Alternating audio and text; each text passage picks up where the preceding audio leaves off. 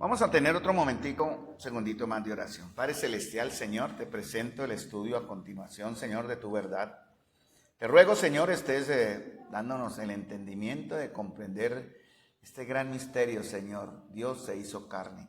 Y ayúdanos, Señor, en base a esto, redefinir nuestra vida y propósito como tus siervos, Señor, como tus discípulos, verdaderos discípulos, adoradores correctos, Señor, de tu verdad, de tu persona, de tu obra, Señor, y cobijados bajo tu gracia, aquí estamos, Señor, presentándonos para conocerte más. Te ruego, Señor, tu bendición en el nombre de nuestro Señor Jesús. Amén. Bueno, muy bien, mis amados hermanos. Vamos a abrir nuestras Biblias en el Evangelio de Juan, capítulo 1. Teníamos una tarea para hoy. Quisiera preguntar, ¿cuántos hicieron la tarea? Sin pena.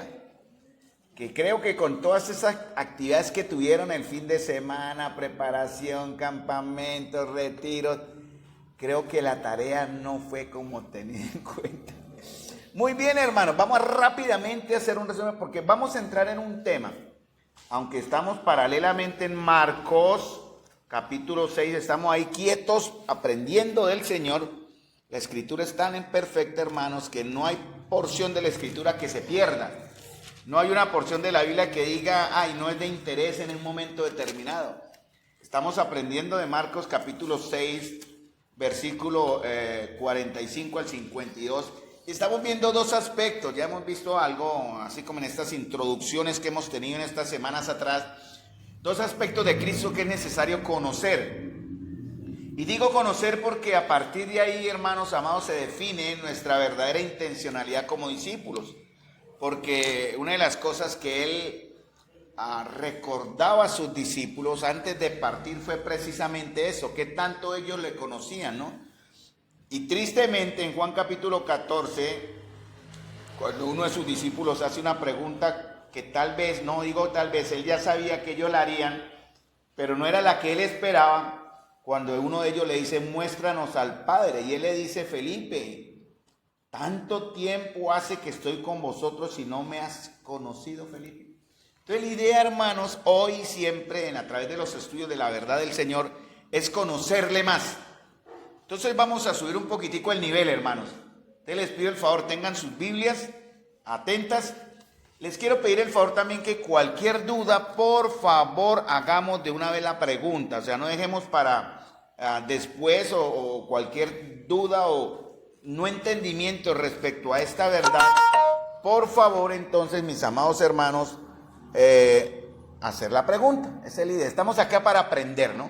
Entonces teníamos una tarea para hoy que ya sé que no vamos a mirar hasta dónde llegamos en esa tarea, porque la tarea era, o voy a hacer primero un rápido resumen rápidamente de lo que hemos visto. Vamos a ver o aprender a ver la encarnación de Jesús. Hay dos aspectos de Jesús que debemos aprender que me corresponden a mí. Es el aspecto humano. El hermano Luis Humberto está preparándose muy concienzudamente para presentar el aspecto divino. Dos temas muy importantes. Por eso, mis amados hermanos, respecto a esto, les ruego en el amor del Señor que estén orando, pero también preparando sus corazones, porque vamos a ver verdades de la Escritura. Son verdades que están en la palabra de Dios y deben ser muy comprendidas, muy entendidas correctamente en su contexto general, para ver a Jesús en esos dos aspectos, el aspecto humano y el aspecto divino. Porque es algo que no podemos dejar pasar por alto, viendo que Marcos capítulo 6 nos muestra esos dos aspectos.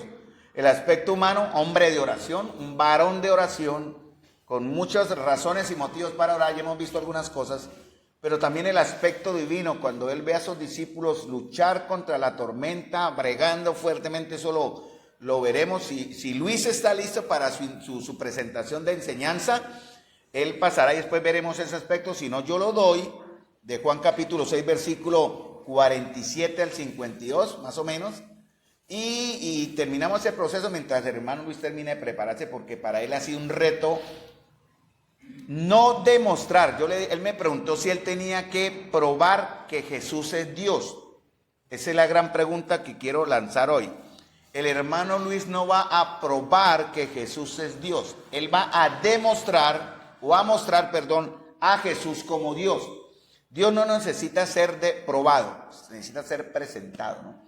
Él no tiene que ser sometido a en el aspecto racional, porque no lo entenderemos, hermanos, pero sí la palabra nos lo muestra. Entonces, a través de la escritura, el hermano Luis, espero, o sé que lo va a hacer bien y más faltaba, nos va a presentar a Cristo como Dios. Colosenses capítulo 2, versículo 9 y 10. En él habita corporalmente toda la plenitud de la deidad y vosotros estáis completos en él. Entonces esos dos aspectos lo vamos a traer. Entonces a mí me corresponde presentar, o más bien en ese aspecto ya probar un poquitico, porque sí tengo que probar que Jesús es un hombre, y lo vamos a ver a través de la escritura. Entonces vamos a hablar de la encarnación de Jesús, que es el aspecto de que Dios se hizo hombre, Juan 1:14. Y también veremos otro aspecto que tiene que ver con esta imagen, que veremos más adelante cuando lleguemos allá, del nacimiento virginal de Cristo. ¿Alguno entiende lo que significa nacimiento virginal de Cristo? Cuando hablamos del nacimiento virginal de Cristo, no es solamente que nació de una mujer, porque era el aspecto humano que debe ser mostrado, sino que él nació como sin pecado. Nacimiento virginal. Vamos a ver eso también. Tiene que ver con lo que vemos. Bueno, por lo menos esta imagen nos lo quiere mostrar así. Entonces ya vimos esto el jueves anterior, ¿no?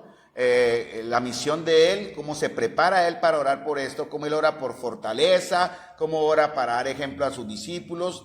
Hay una oración específica donde él quiere trabajar en nosotros esos tres aspectos, ¿no? Relación, dependencia y servicio. Por eso él en Lucas capítulo 12, creo que es el texto, si mal no lo recuerdo, él nos muestra unos principios para prepararnos. Todo ministerio, llamémoslo así, toda labor dentro de la iglesia deberíamos tener este aspecto que el Señor utiliza, que es el retiro intencional. Él se aparta a un lugar para orar, solo. O sea, un retiro, un momento, estar delante del Señor, que como iglesia nunca hemos hecho así de una manera tan específica y tan directa. Entonces él se retira intencionalmente, ¿para qué? Para orar, no es para tener un tiempo de diversión o de descanso, que sería muy aceptable en el caso de él humanamente, pero él dice, yo he venido a hacer la voluntad del Padre y no la mía, y en realidad mi Padre trabaja, yo trabajo. Entonces el descanso para él no era una opción, aunque se cansaba, ¿no? Y él muchas veces, como en el caso de la mujer samaritana, tuvo sed, ¿cierto? En la barca, en la tormenta, ¿qué hacía mientras en la tormenta casi hundía la barca? Durmiendo tranquilamente, ¿no? Entonces él se retira con una intención a un lugar desierto, al monte, a orar, y eso lo lleva a mostrar la razón de su oración, que él encomendara a los 12, la misión. Nosotros podemos trabajar dos aspectos de nuestra vida de iglesia. Uno es la misión y otro es la visión. La misión quiere decir para qué somos enviados. ¿Cuál es la misión que el Señor nos encomendó? ¿Cuál fue la misión que el Señor nos encomendó? Gran comisión, muy bien, de ahí viene misión, ¿no? Comisión, encomendación, ¿cierto? Toda potestad me es dada en el cielo, por tanto, id. Hay que hacerlo, hermano, eso es un mandamiento. Pero también debemos tener visión, y la visión significa es cómo me preparo para cumplir esa misión. Entonces el Señor encomienda a los 12, ¿no? Y porque Él quiere formar en ellos por enseñanza, por ejemplo, y por imitación estas cosas. Entonces ya vimos eso también. Tranquila. Cuando Jesús viene a humanarse, ¿viene cómo? O sea, Dios como Dios, ¿no? Filipenses capítulo 2, ¿no? El cual no estimó el ser igual a Dios como cosa que aferrarse, sino que se despojó. Entonces, Él viene sin pecado, pero tiene que asumir una humanidad que es pecadora. Entonces, eso lo vamos a ver porque Él nace a través de María, porque es el nacimiento normal que todo ser humano debe pasar. Él no apareció de la nada, eso lo veremos más adelante si llegamos allá, pero está en las notas para explicarles. Pero obviamente, y veremos ese contraste que también la Escritura muestra por qué nació por María y por qué fue concebido por el Espíritu Santo. Entonces, si me tienen paciencia, con mucho gusto ese aspecto vamos a llegar. Pero sí vamos a tenerlo en cuenta. O sea, Él viene como Dios, o sea, Él viene sin pecado, ¿no? Dios eterno, pero Él se humilla. Imagínense la humillación del Creador, tomar este tabernáculo de barro y someterse. Porque algo que debemos ver del Señor Jesús es que Él no mezcló su divinidad y su humanidad. La usó en algunos momentos para mostrar su gloria. Por ejemplo, Juan muestra 7 señales que muestran su gloria. Por ejemplo, el primero es la boda de Caná, ¿no? ¿Qué hizo Él en la boda de Caná? Convirtió el agua en vino. Eso solo lo hace Dios. ¿Quién más? pero esto lo hizo para que sus discípulos creyesen en él y mostrar su gloria. En ese momento él utiliza su parte ¿qué? Divina, ¿no? Pero él no mezcla, él lo humano, por ejemplo, fácil como Satanás le dijo después de 40 días en el desierto, que tuvo que ser sostenido por ángeles para animarle, porque uno puede durar sin comer fácilmente una semana, por decir algo. Pues yo no duraría mucho, obviamente. Pero Jesús, un humano puede durar hasta 8 días sin comer más o menos, sin faltar, porque el cuerpo empieza él mismo a consumir sus propias reservas. Pero sin beber, 3 días máximo y puede morir. Entonces Jesús duró 40 días en el desierto, en esa situación, ¿no? ¿En qué estaba haciendo? A ver, ¿hasta dónde aguantaba él sin comer y sin beber? No, él estaba enfocado en su oración y en su preparación para iniciar su ministerio. Dice la escritura que los ángeles le servían. Sin embargo, cuando él sale y Satanás lo lleva y le muestra, dice, aquí hay piedras, conviértalas en pan. ¿Podía él hacerlo? Claro, él es Dios, pero decidió no hacerlo, porque no era el propósito de él, no sería un Dios invencible, un hombre invencible, perdón. No se cansaría, no tendría hambre, no tendría sueño, no tendría dolor, ¿cierto? ¿Cuál es el versículo más corto de la Biblia? Juan capítulo 11, versículo 35, creo. 35. Jesús lloró. Y eso implica una emoción para que nosotros los varones somos muy duros para llorar, ¿no? Los que son más recios, ¿no? Aguantan. Pero Jesús derramó su parte humana, ¿no? Entonces, y después mostró su parte divina, ¿cierto? Al resucitar a Lázaro. Entonces, para la hermanita Laura que hizo la pregunta, esa respuesta más adelantico, me la recuerda, por favor, para reenfocarla en respuesta específica. Entonces, vamos a ver eso si llegamos allá. Entonces, sigamos. Él empieza a interceder por sus discípulos, empieza por orar, por reconocer la voluntad del Padre, empieza para orar y preparándose él y ellos para enseñar y predicar, para que eso también tenga una expresión de gozo y gratitud. Algo que debe caracterizar la vida y ministerio de un siervo en su generalidad es el gozo, que es diferente a la felicidad, y la gratitud. Algo que nos debe motivar en el servicio es tener gozo y gratitud de lo que el Señor nos permite hacer para Él. Qué mejor privilegio, hermanos amados, que ser instrumento en sus manos. Entonces, Jesús está orando por todas estas cosas. También ora por que ellos entiendan el alcance y la gravedad del pecado en la vida, ¿no? Por eso él en Mateo capítulo 5, él se retira al monte, ora y después vuelve y da las bienaventuranzas. Bienaventurados los que tienen hambre y sed de justicia, porque ellos serán saciados. Y da una serie de principios que tienen que ver con nuestro enfrentar al dolor y a las consecuencias de un pecado que está dañando, o que ha dañado, la comunión entre el hombre y Dios. Y nosotros como discípulos estamos llamados a presentar la solución ante esas personas, porque nosotros ya la encontramos, de cómo sanar su relación con Dios a través de Cristo. Y lógicamente él tiene que orar por este aspecto de su anticipación de la cruz y la redención. Entonces lo vemos ahí orando en el monte, porque uno de sus mayores motivos que nos debe motivar a nosotros, hermanos, es, si él oraba, nosotros debemos orar. O sea, la oración no es un ejercicio espiritual que se hace esporádicamente.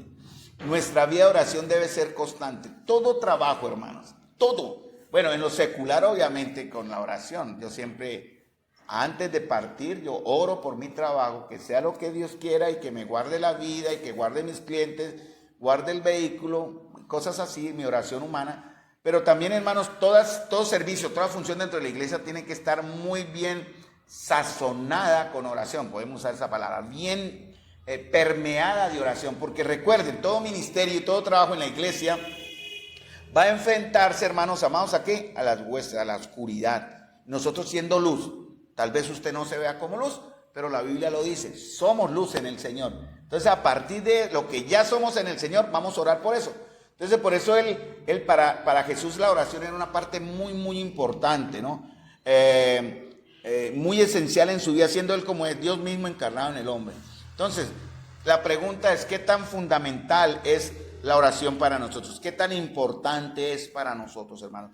Una prueba o una señal de nuestra espiritualidad, si vale esa palabra, es qué tanto oramos, qué tanto estamos inmersos en oración. Esa es una clave para nosotros. Todo ministerio, todo trabajo en el cuerpo local, hermanos, debe estar como les acabé de decir, muy bien saturado de oración. Entonces, los varones o mujeres, hombres y mujeres en la iglesia que ejercen cualquier labor, incluso hasta tocar el simple aparatico ese, debe ir sazonado, debe ir preparado con mucha oración. Entonces, vamos a ver ese aspecto, ¿no? Vamos a tratar de entender ese aspecto. La Escritura enseña que Jesucristo fue completamente Dios y también completamente hombre en una persona, y así va a ser siempre. Entonces, vamos a ver dónde vemos eso. Por ejemplo, aquí hay un texto en Romanos capítulo 4, versículo 25 que nos da una idea. Vamos a ver muchos textos. Me van ustedes a ayudar leyendo los versículos que yo les voy a pedir que leamos más adelante. Entonces estén listos con la Biblia, porque mi deseo es presentar a Cristo como la encarnación de Dios. Esa es mi primera tarea. Por ejemplo, en Romanos capítulo 4, versículo 25, que está ahí como ejemplo, el cual fue entregado por nuestras transgresiones y resucitado para nuestra justificación. ¿Dónde está el aspecto humano en el versículo 25 y dónde está el aspecto divino en el versículo 25? Entregado por nuestras transgresiones, muy bien, es el aspecto humano. Y el aspecto divino sería resucitado, porque fue quien lo levantó de los muertos, Dios lo levantó de los muertos. Y el mismo que levantó a Jesús de los muertos, nos va a levantar a nosotros. Este domingo tenemos una visita de un pastor o de un anciano pastor que viene de Bogotá. Viene una visita rápida aquí por unos 2 días, 3 días. Fui invitado porque lo conocí en el Congreso y él me acomodó la visita sin querer, precisamente cuando viene Keren. Entonces estamos en un corre, pero él fue invitado a enseñarle a caballeros. A los caballeros les tiene una palabra también y está enseñado, por lo menos este domingo, con todo respeto, descansan de mí un poquito.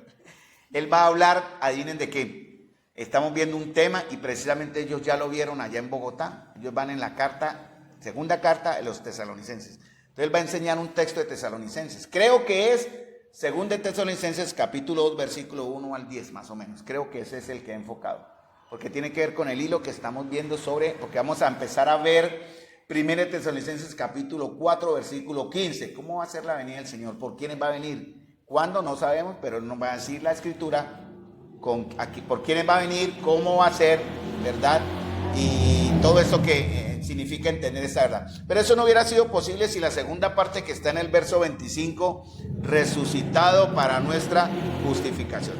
Entonces, este es el texto. Vamos a Juan capítulo 1, versículo 14. De pronto veamos otro más. Hay varios verbos, hay varios textos, perdón. La Escritura en estos temas tan importantes no es la interpretación de un solo verso. Tenemos que ver todo el panorama. Obviamente por tiempo no lo haremos porque sería imposible, demasiado atrapador hacerlo. Duraríamos, créame, meses analizando cada verso. Pero tomé 2. De pronto vamos a ver más que el de Juan, 1 de Juan capítulo 4, versículos 2 y 3, que es el otro que tengo. Pero vamos a enfocarnos en este. Y Juan 1:14 habla, y aquel verbo, ¿de qué verbo estamos hablando? De Jesucristo, ¿cierto? ¿Qué pasó con ese verbo? Dice, él fue hecho o se hizo carne. Recuerden que Juan está presentando, este es un texto muy importante, Juan capítulo 1, versículo 1 hasta el 18, presenta a Jesús de esta manera, por eso es muy importante. Recuerden quién está hablando acá. Juan el pescador.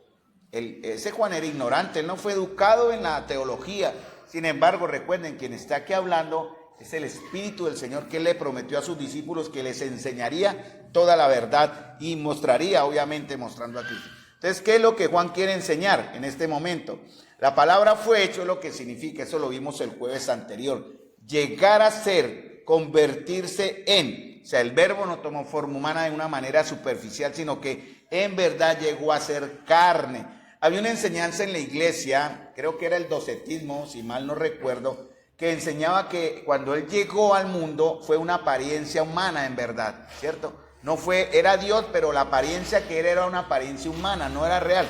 Y Juan lo que quiere aquí demostrar a través de estos versos es que él llegó a ser en verdad un hombre. Por eso los evangelios lo muestran en su nacimiento virginal, que es el tema que tendremos que tratar. Porque él, para ser el gran sumo sacerdote, debe ser el sacerdote humano y Dios como sacerdote a través de él obrando para beneficio de nosotros. Por lo tanto, él tiene que ser en todo semejante a nosotros, pero sin pecado. Entonces no es una apariencia. El logos, así como se le llama, el verbo, que es como se conocía o como se distinguía la divinidad, tanto en las enseñanzas de las filosofías griegas, pero Juan toma esta enseñanza, Juan toma esta palabra para hablar del Dios creador. Entonces, este Dios creador pasó a ser humano sin dejar de ser Dios. Y esto, cuando dice se hizo carne, no significa solamente cuerpo físico, sino humanidad completa. Entonces vemos que el Señor, por ejemplo, vamos a ver, pues ya lo conocemos, Él se entristece, tiene hambre, tiene sed, tiene sueño, necesitaba descansar, todo ese aspecto humano. Fue tentado en todo, ¿se acuerdan? ¿Qué pueden ustedes pensar sobre esta frase, fue tentado en todo? Yo les pregunto, Él fue tentado en todo según nuestra semejanza, pero sin pecado. ¿Qué llega a sus mentes, hermanos? En todos los aspectos Él hacía, porque hay una duda, y me pareció ver en algunos o en aquí, que no entienden cómo Él pudo haber sido tentado Él, por ejemplo, en cogerse lo que no es de Él, por ejemplo. Como coger algo material, por ejemplo, uno ve, por ejemplo, las moneditas. ¿Yo puedo haber sido tentado en eso? Sí. Claro que sí. ¿Jesús pudo haber sido tentado en el aspecto carnal de una mujer? Claro que sí. Recuerde, ser tentado no es pecado, ¿cierto? La tentación viene cuando de nuestra propia concupiscencia es que atraído y seducido. Seducido quiere decir atrapado. Y atrapado, dice, después de habiendo dado a luz el pecado, da lugar a la muerte, ¿cierto? Dice en Santiago. Entonces, ¿Jesús fue tentado para desear una mujer?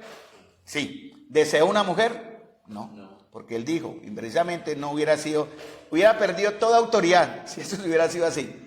Cualquiera que mire a una mujer para codiciarla, ya adulteró con ella en el corazón. Lógicamente él no lo hizo. Fue tentado en debilidades como en rechazar la fe. Rechazar la fe, como hacemos nosotros a veces, como me cansé de la iglesia, como me cansé de ser cristiano, me cansé de ser como con esto. Claro, ahí está. Por ejemplo, él no quería sufrir en la cruz. Claro, ese es un aspecto. Dijo, Señor, si es posible, porque él veía, él preguntaba, Señor, si es posible. Pero ¿cuál era la respuesta? Que no era posible. Pero fíjense que la clave es lo que él dice, si es posible, pase de mí esta copa, pero no se haga mi voluntad, sino la tuya. Entonces también él fue tentado. Él no quería pasar por la muerte, hermano, porque pasar por la muerte era recibir en sí, en él, ¿qué? Algo que nosotros no recibiremos. La ira de Dios, hermano. Eso es tremendo. Yo puedo ser... Un aspecto emotivo de él era frustración, sí, frustración. Por ejemplo, pero Felipe... Bueno, ¿cómo dirías cuando Felipe le dijo, Señor, muéstranos al Padre y nos basta? Entonces pongámosle el enojo. Pero Felipe, ¿cuántas veces he estado con usted y aún no conoce al Padre? No creo que lo hubiera hecho así por el contexto del momento. Él estaba muy sensible anunciándole a sus discípulos que iría a la cruz. Entonces, ¿cuál sería el enfoque del Señor? ¿Cómo sería? Tristemente triste, ¿no? Felipe, tantas veces he estado con usted, ¿no? ¿Cierto? Entonces, todo ese aspecto humano en su corazón. Cuando Pedro negó al Señor, ay Señor, yo contigo y que me iré que... Ay, pero no cantará el gallo la tercera vez hasta que tú me niegues. Y recuerden cuando Pedro estaba ahí, sí, lo acompañó él allá y le dijo la criada de Herodes, ¿no? Ay, usted es uno de ellos. ¿Y qué dijo él? ¿Y cómo lo dijo? Con maldiciones. Él dijo grosería, ¿no? Yo no conozco. Seguramente, imagínense las palabras de un pescador burdo. Yo no conozco el hijo. Vamos a pensar que llegó a ese extremo. ¿Qué dice la Escritura? Que el Señor le miró. Perfectamente pudo haberlo echado al agua, ¿no? Es decir, Él es mío, venga para acá. Sí, Señor, Él es Pedro, lo recomienda al lado. Pero dice la Escritura en Lucas que Él lo miró. Y la palabra mirar que está ahí en el texto griego, Él lo miró al alma.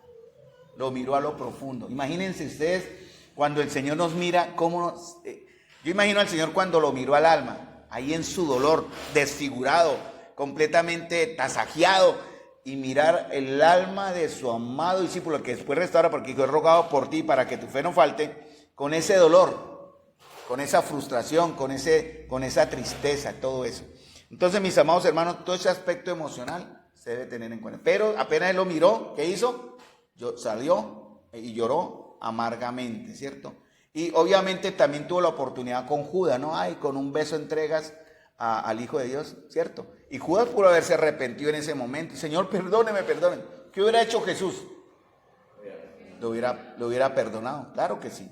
Pero él sabía que Judas no lo iba a hacer. Él sintió remordimiento. Por eso fue y botó las piezas de oro a los sacerdotes. He pecado, derramado sangre inocente. Nada tenemos que ver. Ya usted cogió, ya que. Él dejó las monedas tiradas en el piso y fue y ¿qué? Se ahorcó. Y con esa plata que ellos están ahí, como era el precio de sangre, compraron el campo del alfarero que está en eso. Bueno, vamos a seguir. ¿Qué hizo el verbo? Siguiendo ahí para un resumen rápido. Y el verbo dice acá, habitó. Otra característica de Jesús no solamente fue que se hizo carne, sino también habitó. Este texto de habitar tiene su origen, bueno, aquí no está sí está el Éxodo 40, 34 y otros versos más, donde Dios promete que habitará en medio de ellos. Dios capítulo 6, sí está bien, no os unáis en yugo es igual con el incrédulo, porque qué compañerismo tiene la justicia. Y él da las razones, ¿cierto? Está en el texto. 2 Corintios 6, 14 hasta el 7:1 dice, porque vosotros sois templo del Dios viviente. Como Dios dijo, habitaré y andaré entre ellos y seré su Dios y ellos serán mi pueblo. Esa es la explicación de este texto, y habitó entre nosotros. La palabra habitar es tabernáculo. Él tabernaculeó en nosotros, o sea, él hizo morada. Ese es el texto correcto. O sea, él vino a vivir, pero él solo puede vivir en nosotros a través de Cristo. Él no vive, él no mora en un cuerpo irredimido, sin redención, sin limpieza. Es imposible, porque eso es carne y es pecado. Pero él, cuando somos redimidos, él viene a morar. Por eso él dice, pondré mi espíritu en vosotros, quitaré el corazón de piedra, pondré un corazón de carne. Ahí vamos. Entonces, muy bien. Y nosotros vimos qué cosas, que vimos nosotros, su gloria. Él vino a mostrar su gloria encarnada. ¿Qué significa ver su gloria? No solamente como la vieron los discípulos, por ejemplo, en la transfiguración, el esplendor visible, sino la manifestación del carácter divino. O sea, por ejemplo, las 7 señales que están en Juan es para mostrar su gloria. Entonces podemos ver, por ejemplo, 7 señales, me acuerdo de algunas. Convertir el agua en vino es una. Por ejemplo, la resurrección de Lázaro es una señal. Hay otras más que no las tengo aquí marcadas en mi texto, en la Biblia yo las marco 1, 2, 3, 4, pero en mi Biblia nueva no las he tenido oportunidad de marcar, pero hay 7 señales. Esta señal hizo Jesús para mostrar su gloria, su carácter divino. Andar sobre el mar es una manifestación de su carácter divino. ¿Qué hombre hace eso? ¿Cierto? Y en Marcos lo vemos, y en Mateo lo vamos a ver, porque él reta a un hombre en su fe a mostrar su corazón. Porque Pedro dice, cuando lo ve andar sobre el mar, ¿se acuerdan qué dice? Señor, ¿sí? Pero el texto griego da una inflexión diferente, interesante. Pedro pone en duda al Señor, porque Pedro dice en el texto original griego, Señor. En el texto de Reina Valera dice, Señor, si eres Señor, manda que vaya así sobre las aguas, ¿cierto? Si tú eres, manda que vaya a ti. Pero en el texto griego ponen el énfasis, Señor, si tú eres Señor. Es como poniendo en duda, bueno, demuéstreme que usted es Dios. Si usted es Dios de verdad, mande que yo vaya sobre las aguas. Y Jesús le dijo, venga. Y ahí es donde se ve su aspecto divino. Y Pedro comenzó a andar. ¿Por qué? Por mandato de Dios. ¿Por qué falló Pedro? Porque tuvo temor. ¿Pero en qué momento? Cuando quitó sus ojos de Jesús. Podemos superar tormentas, y en cierta manera vamos a espiritualizar el texto como para dar una aplicación rápida. ¿Podemos andar sobre el mar? ¿Nosotros podemos andar sobre el mar? Claro que sí. Las obras que yo hago en las hará aún mayores, porque yo voy al Padre. Eso lo dice la Escritura. Sí, podríamos andar. Eso es una parte. Jesús dijo, el que en mí cree, las obras que yo hago, dice en Juan 7, él las hará aún mayores, porque yo voy al Padre. Literalmente sí podríamos hacerlo. No lo hacemos porque no está bajo nuestra situación humana de hacerlo. Usted parece no puede, se hunde, es obvio. Pero si el Señor diera la orden, ¿por qué Pedro andó sobre el mar? ¿Por qué Pedro andó? O sea, sí es posible. pero andó porque tenía sus ojos puestos en el Señor. Ahora, hagamos una aplicación un poco espiritual, que vale porque hay que hacer una aplicación de didáctica.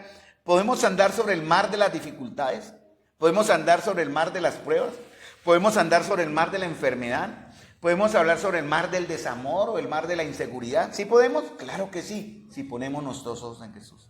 Pero apenas vemos que el viento pega a nuestro costado, nuestra mirada se distrae, nos hundimos. Porque miramos otras cosas, ¿no?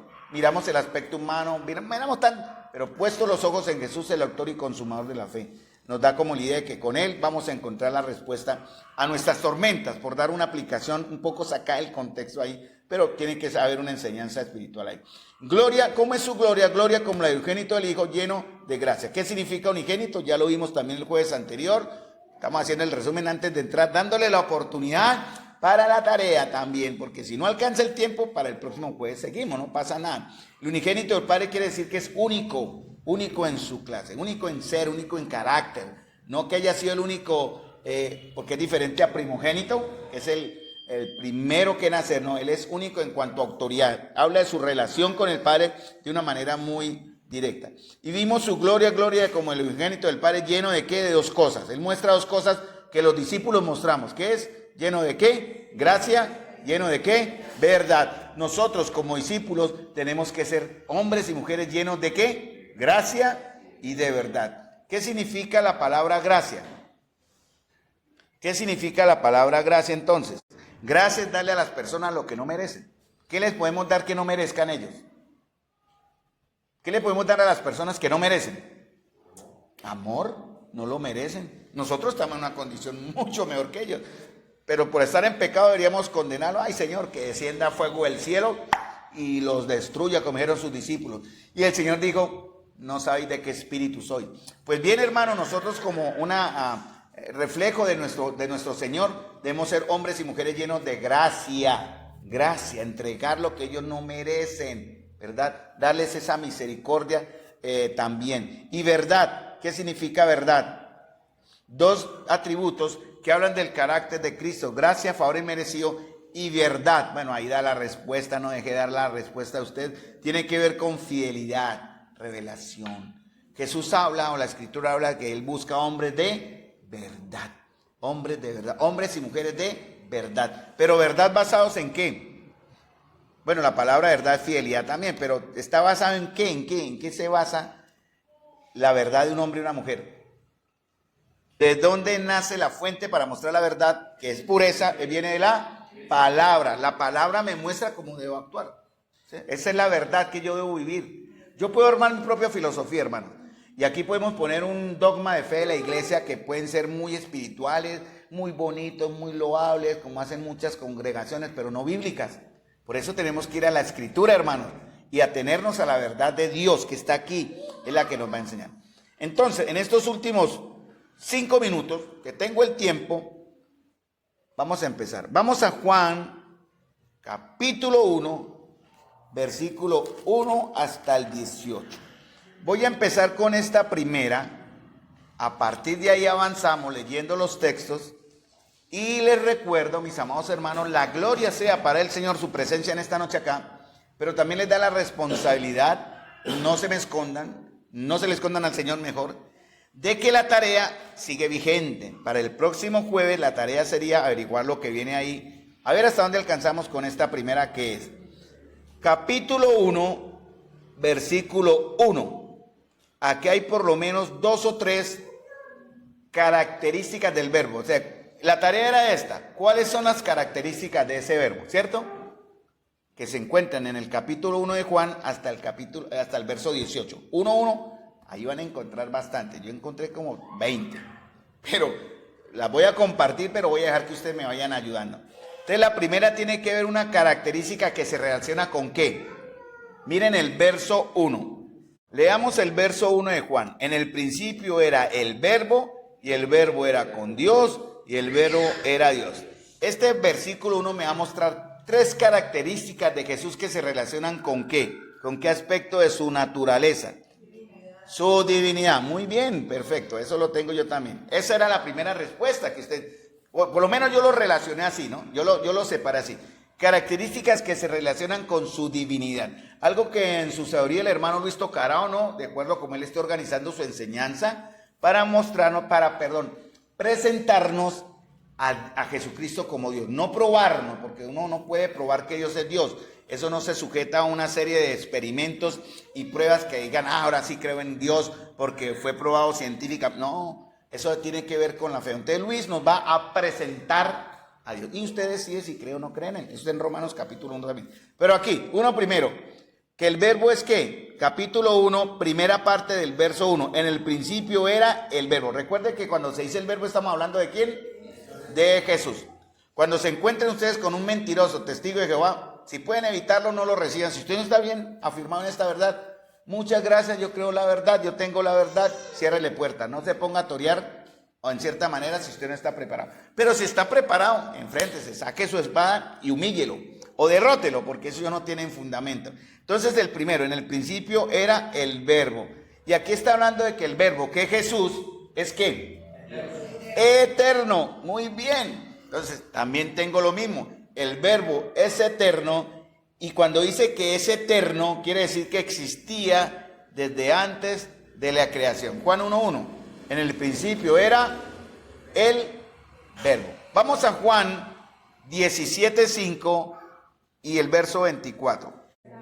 Él en esta oración está reafirmando su eternidad, su preexistencia. Juan 8 dice, antes que Abraham fuese, yo soy.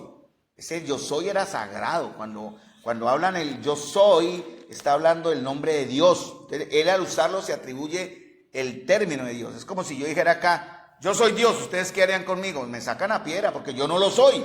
En cambio Jesús tenía el respaldo para decir, antes que Abraham fuese, yo soy. Entonces él quiere mostrar aquí su eternidad y su existencia antes de la creación. Juan 17:5. Y vimos su gloria. Entonces nosotros, la oración de Jesús se cumple en nosotros. Para que ellos vean, dice el Señor, Padre, aquellos que me has dado. Fíjese bien, fuimos entregados a Jesús. Por eso la seguridad de salvación es perfecta. ¿Podemos perdernos? ¿La salvación se pierde? No, la salvación no. La persona se puede perder, sí, si está mal fundamentada, obviamente. La salvación no se pierde porque viene Dios. Sin embargo, Él la entrega, somos llevados. Ahora, si yo estoy fundamentado solo en la iglesia, no soy salvo. Si estoy fundamentado en la religión, no soy salvo. Si estoy fundamentado en el liderazgo humano o en lo que sea que hoy día se mueve tanto, no soy salvo. Pero si estoy fundamentado en Cristo, lo soy. Porque aquellos que me has dado, mis ovejas oyen mi voz, yo las conozco y me siguen. ¿Y quién? Yo les doy vida eterna. He ahí la respuesta. Hermano, usted está seguro. Eso es lo que debemos enseñar a las personas, que pueden tener seguridad y esperanza, pero a través de Cristo. Dice también, quiero que donde yo estoy, también ellos estén conmigo. ¿Dónde está el Señor ahora? El Espíritu está acá, pero en cuerpo, ¿dónde está? Eso también lo veremos. Él fue levantado, Él está en la gloria, hermano, con cuerpo humano, con cuerpo humano. Ya veremos eso a través de los estudios de Tesalonicenses y a través de unos textos más, que cuando Él descienda de la gloria vendrá con su cuerpo. El mismo que fue levantado, todavía sangrante, con herida aún sin curarse, después de 40 días, lanzazo, ¿se acuerdan del centurión? Totalmente desfigurado. Él no se curó humanamente de un momento a otro. Él pasó por su proceso, porque Él cuando resucitó, yo lo veo así, ¿no? Cuando Él resucitó, siguió su proceso de sanidad normal, aunque me imagino, estoy tratando de deducir, la Biblia no me lo da como una certeza. Puede que sí haya resucitado ya completamente sano en sus heridas, pero en Malaquías, creo, hay un texto en Zacarías 11, donde él habla que él desciende sobre Jerusalén. Él dice, vean mis heridas, algo así. Entonces él tiene aún para mostrar, creo que habla del cordero en Apocalipsis, el cordero, un cordero como inmolado. Entonces él está en gloria con su cuerpo aún lacerado. Entonces, para que tengan una idea de cómo está él en ese momento. Entonces cuando hablamos del término verbo, estamos hablando de la persona que está detrás y que crea, ¿sí? Para darle idea. Entonces, está hablando de Jesús. Recuerden que Juan quiere presentar a Cristo como Dios. Y eso lo vamos a ver a través de todos los 18 versos que vamos a ver, porque solo llegué hasta ahí y a ustedes les corresponde de ahí para abajo. Juan 17:5 y 17:24, que ya vimos, en el principio era el verbo. Pero da otra razón. Juan capítulo 1, versículo 1, segunda parte. No solamente que el verbo es eterno y existía, sino que también el verbo ¿qué? Era con Dios. Cuando dice que el verbo era con Dios, que obviamente está refiriendo, o sea, Jesús quiere decir que estaba ¿qué? O tiene la misma, o el verbo es como para que ustedes me den la respuesta completamente ¿qué? Cuando dice, Luis dijo, el verbo es eterno y existía antes de la creación. Hermano Luis también llegó a esa conclusión. Pero capítulo 1, verso 1, segunda parte, después de la coma, dice, y el verbo era con Dios. Dios mismo, ahí lo dicen al final, ahí dice, y el verbo era Dios. Había, solamente quien es como Dios puede tener comunión con Dios, ¿cierto? En ese aspecto, ¿no? Entonces, aquí Juan quiere mostrarlo como, en el principio era el verbo creador, ¿no? La palabra que creó Cristo, y el verbo era con Dios, o sea, estaba en una comunión, y aquí están, vamos a ver unos versos y terminamos. El verbo es completamente divino, el verbo mantiene una comunión personal con el Padre, el verbo era con Dios, ese era el segundo, yo lo puse, lo invertí y di la respuesta. Bueno, no importa, ya llegaremos. De todas maneras hay 18 versos y como 40 deducciones más, no pasa nada. Entonces, no solamente el verbo mantiene una comunión personal con el Padre, el verbo era con Dios. Busquemos Juan capítulo 4, versículo 34 para tener esta relación. Mi comida es que haga la voluntad del que me envió y que acabe su obra. Solo alguien, ¿verdad?, que está con Dios. Los falsos testigos de Jehová, incluso los mormones, lo equiparan a un ángel creado. Ojo con esas enseñanzas. Pilas. Los testigos de Jehová dicen que él fue un ángel elevado a la posición de hijo y de Dios. Los mormones lo igualan. Satanás y Cristo son creación de Dios y por tanto son como hermanos. El uno representa el bien y el otro representa el mal. Eso lo enseñan los mormones. Los testigos de Jehová dicen, él es un ángel, el ángel Gabriel, bueno, yo no sé, igual el arcángel, ¿cierto? Que dice, los mormones enseñan que Jesús es creación de Dios y Satanás, siendo creación de Dios, ambos hijos de Dios. Sin embargo, el uno optó por la maldad, el otro optó por lo bueno. Eso es una mentira, cuidado con eso, mormones. Los testigos enseñan que Jesús fue elevado a la posición de Dios siendo un ángel. Pero eso no es posible porque lógicamente eso es lo que Juan quiere probar. Y el verbo era Dios, el verbo era con Dios, Juan 4:34. Y leo también Juan 5:19 yo les voy a mandar esto por el interno si quieren. Juan 5:19 dice, 19 y 20, respondió entonces Jesús y les dijo, de cierto os digo, cuando él usa el término de cierto os digo, es de gran importancia, hay que prestarle mucha atención. No puede el Hijo hacer nada por sí mismo, sino lo que ve hacer al Padre. Quiere decir comunión con él, eterna. Lo que ve hacer con el Padre, sino lo que ve hacer al Padre, porque todo lo que el Padre hace, también lo hace el Hijo igualmente. Entonces el verbo era con Dios, habla de comunión, ¿cierto? Habla de permanencia, habla de estar ahí desde cuándo. Aunque él dice un término humano, que significa ¿qué? Él dice que estaba desde antes de la fundación del mundo, pero significa eternidad, hermano. Y veamos el tercero, que fue el que invertí por equivocación. El verbo que es absoluta y completamente divino. Entonces, el verbo es eterno, en el principio era el verbo, Jesús. El verbo era Dios, hablando de su divinidad. Romanos 9:5. Vamos a Romanos 9:5 para tener relación con el texto. Entonces, Hebreos 1:3 al 8 y Romanos 9:5 para tener relación. Perfecto, qué buen texto el de Hebreos, ¿no? Mire cómo él muestra a Jesús en todo lo que hemos visto. Todo lo que aquí resumió todo el verso, esta lectura de Hebreos resume todo lo que vimos Juan capítulo 1, verso 1, de cierta manera. Muy bien, hermanos, vamos a parar acá, obviamente, pero miren lo que vimos solamente en el verso 1 de Juan capítulo 1. 3 cosas, ¿no? El verbo es eterno, el verbo tiene una comunión personal con el Padre y el verbo es completamente divino. Y para el próximo jueves les voy a adelantar el título que yo le puse, pero igual ustedes lo pueden también desarrollar como quieran. Características relacionadas con su obra creadora. Por eso yo soy pretribulacionista milenialista, porque ahí se ven los dos aspectos cuando Cristo descienda en gloria visiblemente Él vendrá y pondrá su pie sobre el monte en Jerusalén y el monte se dividirá en dos. Cuando viene esa lectura. La primera venida de Él será, la primera fue visible, corporal, Dios ha hecho carne, eso lo estamos viendo. Él viene por segunda vez, ¿de qué manera? Invisible, Tesalonicenses 4, y tercera vez de una manera visible. Pero para eso hay que acomodar en el calendario o en el panorama profético los textos de Mateo, los textos que acaba de leer Lucho es un importante, Él vendrá y todo ojo le verá. Apocalipsis capítulo 19, cuando Él viene con sus santos, sus ángeles. La primera vino Dios hecho carne, ¿cierto? Visiblemente. Murió, cruz del Calvario, resucitó. Pero el misterio que Pablo está revelando en Tesalonicenses 4, nadie más lo conoce. Por eso la gente no cree en eso. Entonces les voy a decir un misterio. Dice Pablo, no todos dormiremos, pero todos seremos transformados. A la final trompeta, en un abrir y cerrar de ojos, porque sonará trompeta y los muertos en Cristo resucitarán primero. Ese es el texto de 1 Corintios 15, versículo 55 en adelante, 50 en adelante. Pero tiene que ver con Tesalonicenses capítulo 4, versículo 15. Ahí está, su regreso invisible. Nos vamos a ir. Eso está hasta 1 Tesalonicenses 5, 10.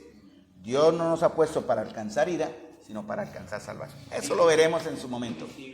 Y la tercera, cuando Él le dijo a sus discípulos, o cuando el ángel le dijo, miren, este Jesús, que lo vieron ustedes descender, vendrá otra vez, ¿cierto? Y todo ojo, ahí cuando dice todo ojo es todo el mundo lo va a ver, porque no sé cómo será, me imagino como cuando sale la luna llena, ¿no? Uno ve esa luna grandísima, me imagino la figura de Cristo viniendo, todo el mundo viendo en el horizonte la figura y un sinfín de, eso será glorioso, hermano. Yo voy a estar detrás, no sé si tan detrás o tan delante, pero ahí voy a estar detrás de mi Señor, hermanos, en esos ejércitos descendiendo. Él tiene toda la gloria y todo ojo le verá. Y ahí donde dice, ese es donde empata mi creencia pretribulacionista.